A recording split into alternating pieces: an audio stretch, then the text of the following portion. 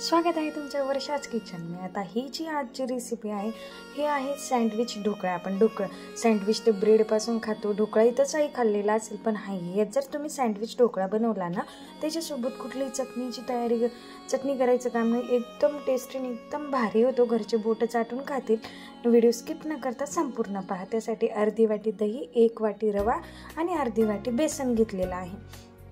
आता हे काय करायचं, याच्यामध्ये 1 चमचा साखर टाकायची आहे आणि 1 चमचा तेल टाकायचं आहे। 1 चमचा तेल वापरल्यानंतर त्याच्यामध्ये आपण 1 वाटी अगोदर पाणी घालायचं। आवश्यकतेनुसार अजून याच्यामध्ये पाण्याचा वापर थोडासा होतो।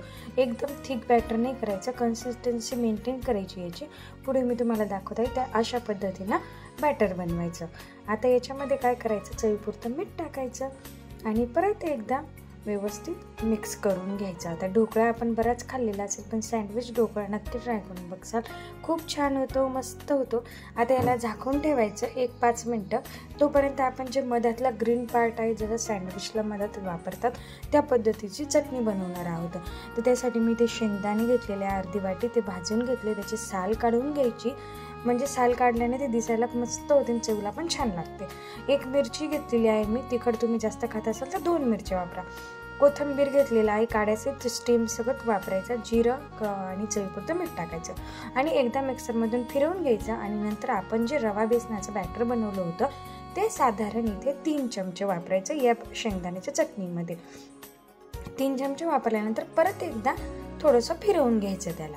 आता काय करायचं, 1 इनो घ्यायची आणि इनो घेऊन त्यातली अर्धी इनो याच्यामध्ये टाकायची आणि व्यवस्थित मिक्स करून घ्यायचं। परत चांगलं फेटायचं, कारण इनो ॲक्टिवेट होते। मग इनो ॲक्टिवेट होण्यासाठी व्यवस्थित फेटल्यानंतर एका गोल डब्याला ऑइल ग्रीस करायचं आणि आपण जे बॅटर रवा बेसनाचं बॅटर होतं ते अर्धं बॅटर टाकायचं, टॅप करायचं। एका कढईमध्ये पाणी ठेवायचं, प्लेट ठेवायची आणि आपला डब्बा त्याच्यावर ठेवून द्यायचा आणि झाकण ठेवायचं। याला 7 मिनटं होऊ द्यायचं, 7 ते 8 मिनटं होऊ द्यायचं। 7 ते 8 मिनटानंतर हा व्यवस्थित बेक झाल्यानंतर आपण जे मिक्सरमधून चटणी बनवली होती त्याच्यामध्ये आता अर्धी राहिलेली इनो टाकायची, थोडंसं पाणी टाकायचं, मिक्स करायचं आणि आपण जो ढोकळा बेक केला होता अर्धा, त्याच्यामध्ये आपली ही चटणी टाकून द्यायची। आता पूर्ण टाकल्यानंतर हाताच्या साह्याने पसरवायची। आता सगळीकडे अशी गोल गोल लावून द्यायची। आता याच्याऐवजी तुम्ही आलूची स्टफिंग वापरली तरी चालते, आलूची चटणी करून याच्यामध्ये टाकली तरी चालते, पण ही एकदम भन्नाट लागते। आता अशा पद्धतीने मी ते टॅप केलं आणि परत झाकण ठेवलं। आता याला परत 7 ते 8 मिनटं होऊ द्यायचं।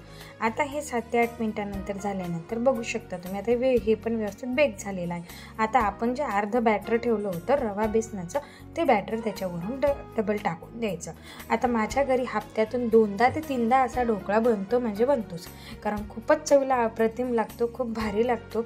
आणि दही जर तुमच्याकडे नसले तर त्याच्याऐवजी निंबू सत्व वापरायचं, निंबू सत्वाने पण त्याला छान स्पंज येतो। आता याला चांगलं 10 मिनटं होऊ द्यायचं।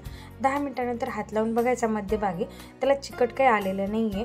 परत आतून व्यवस्थित बेक झाला का नाही हे पाहण्यासाठी चाकून त्याला डिप करायचं आणि चाकूला काही चिटकून नाही आलं म्हणजे आपला व्यवस्थित झालेला आहे। आता एक तडका करायचा। मी हे तेल छान असं गरम करून घेतलं होतं, त्या गरम तेलामध्ये जिरं, मोहरी आणि कढीपत्ता असेल कढीपत्ता टाका, कोथिंबीरीचे पाणी टाका, छान असे तडका तयार झाला। आता आपला हा ढोकळा पूर्ण थंड झाल्यानंतरच काढायचा।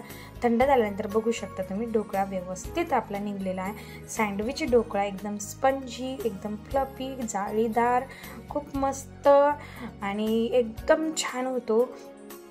आणि तुम्हाला माझ्या रेसिपी कशा वाटतात ते मला कमेंट करून नक्की सांगत जा। आणि वरतून आपण जे तडका बनवला तर तो तडका स्प्रेड करून द्यायचा। चाकूच्या साह्याने पहिले उभ्या लाईनिंग द्यायच्या, नंतर आडव्या लाईनिंग द्यायच्या। बघू शकता किती छान त्याला स्पंज आलेला आहे, व्यवस्थित चाकू कापतानाच तो स्पंजी दिसत होता, आतून पण खूप जाळी आलेली आहे त्याला आणि चवीला पण भन्नाट झाला होता।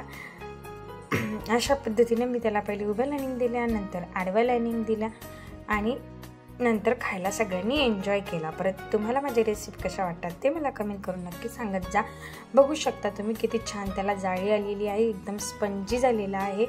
दाबून पण दाखवते मी तुम्हाला, खूप स्पंजी झाला होता आणि टेस्टी पण झाला होता। आणि अशा छान छान रेसिपीसाठी लाईक, सबस्क्राईब आणि शेअर करायला विसरत जाऊ नका आणि कमेंट पण करत जा की तुम्हाला माझी रेसिपी कशा वाटतात। तर थँक्यू, बाय बाय।